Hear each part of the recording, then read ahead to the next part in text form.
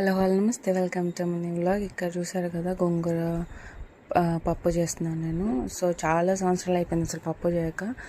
So ఇక్కడ 2 కప్పుల పప్పు, కందిపప్పు వేసుకొని అందులో పచ్చిమిరపకాయలు, ఉప్పు, కొంచెం నీళ్ళు వేసుకున్నాను అనమాట. పుంటికూర ఫ్రెష్గా వాష్ చేసి వేసుకోవాలి. అందులోనే కొంచెం నూనె, కొంచెం పసుపు వేసుకోవాలి, ఒక చిటికెడంతా.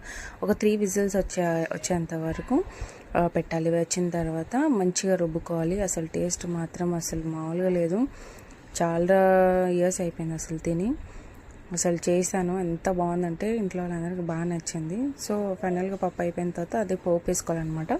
పోపు అనేది కొంచెం జీలకర్ర మాడించాలి, బాగా నూనె వేసుకొని అందులో జీలకర్ర మాడించిన తర్వాత అందులోనే దంచిన వెల్లుల్లి, ఎండుమిరపకాయలు, కొంచెం ఇంగేసి లాస్ట్ కరివేపాకు వేసేసేయండి.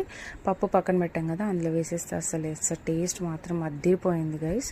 ట్రై చేయండి అండ్ ఇలాంటి వీడియోస్కి నా ఛానల్ని సబ్స్క్రైబ్ చేయండి.